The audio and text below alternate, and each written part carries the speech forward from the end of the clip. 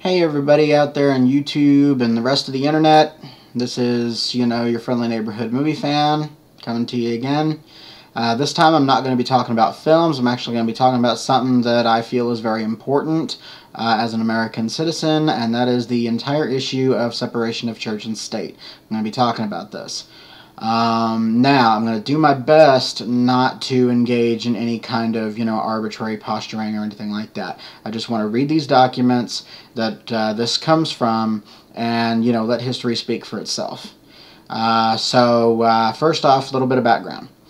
The phrase separation of church and state has its roots in an 1802 letter written to the Danbury Baptist Association by President Thomas Jefferson. Okay? Yes, that Thomas Jefferson, the one that's often held up by, the liberal, politically correct community as, their champion of all things divisive, okay? But Thomas Jefferson actually wrote this letter in response to the Danbury Baptist, who had written him a couple of months earlier because they wanted to make sure that, their religious freedoms were being honored by the government. So I'm going to read these letters to you off the internet. If you want to see the full letters, I'm going to include the link to them in my description. So hang on to your seats, and here we go.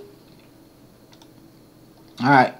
First letter is dated October 7th, 1801.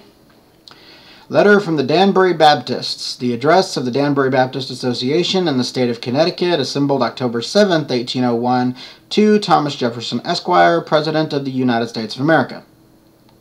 Sir, among the many millions in America and Europe who rejoice in your election to office, we embrace the first opportunity which we have enjoyed in our collective capacity since your inauguration to express our great satisfaction in your appointment to the Chief Magistracy of the United States. And though the mode of expression may be less courtly and pompous than what many others clothe their addresses with, we beg you, sir, to believe that none is more sincere. Our sentiments are uniformly on the side of religious liberty, that religion is at all times and places a matter between God and individuals, that no man ought to suffer in name, person, or effects on account of his religious opinions, and that the legitimate power of civil government extends no further than to punish the man who works ill to his neighbor. But, sir, our constitution of government is not specific. Our ancient charter, together with the laws made coincident therewith, were adapted as the basis of our government at the time of our Revolution. And such has been our laws and usages, and such still are, so that religion is considered as the very first object of legislation, and therefore what religious privileges we enjoy as a minor part of the state, we enjoy as favors granted, and not as unalienable rights. And these favors we receive at the expense of such degrading acknowledgments as are inconsistent with the rights of free men. It is not to be wondered at, therefore, if those who seek after power and gain, under the pretense of government and religion, should reproach their fellow men, or should reproach their chief magistrate, as an enemy of religion, law, and good order, because he will not, dares not, assume the prerogative of Jehovah and make laws to govern the kingdom of Christ. Sir, we are sensible that the President of the United States is not the national legislator, and also sensible that the national government cannot destroy the laws of each state. But our hopes are strong that the sentiment of our beloved President, which have had such genial effect already, like the radiant beams of the sun, will shine and prevail through all these states and all the world, until hierarchy and tyranny be destroyed from the earth.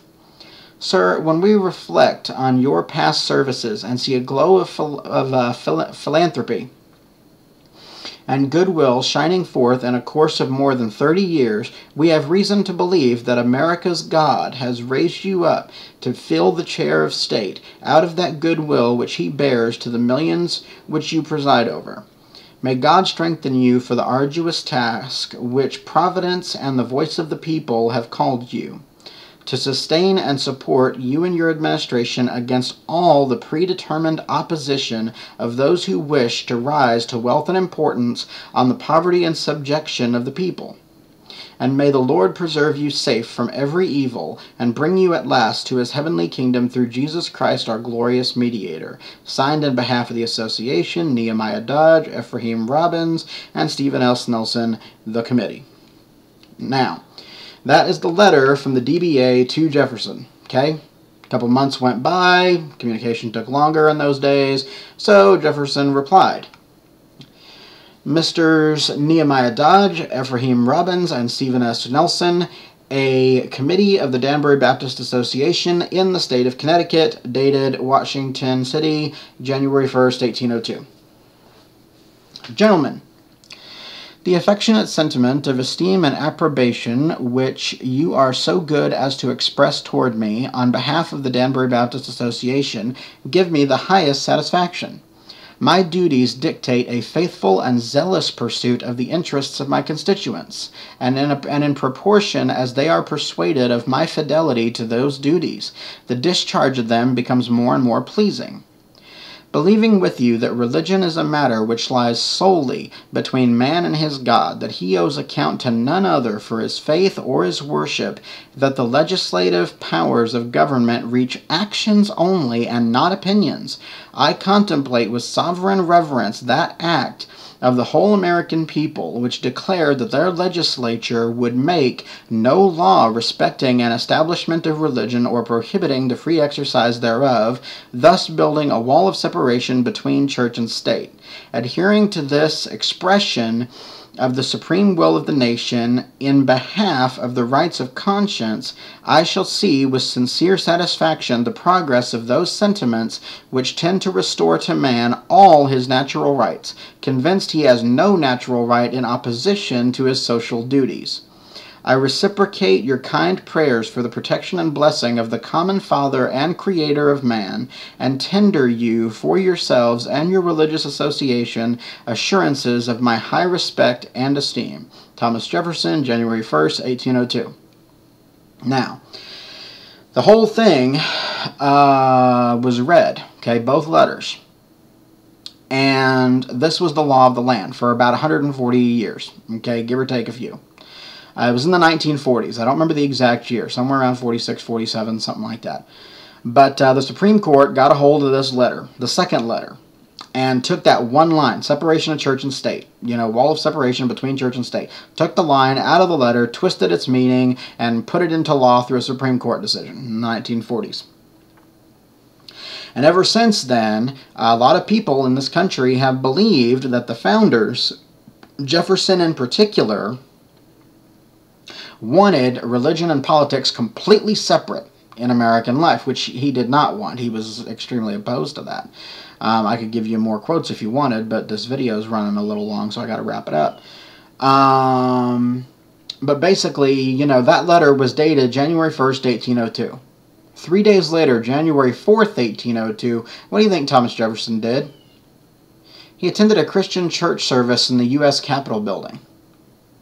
So question, why would someone like Jefferson, if he indeed were in favor of a total separation between church and state, why would he attend a Christian church service in the U.S. Capitol building just 3 days after writing a letter to the Danbury Baptist Association telling them that he and his administration would basically back up their religious freedoms?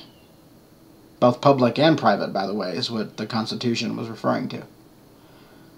So that's just something to think about. If you have any comments on this, I'll be more than welcome to read them and, answer them in text form. However, if you intend to start, bashing or complaining, take it somewhere else, because I ain't going to put up with it. This is your friendly neighborhood movie fan, signing off. Thanks for watching.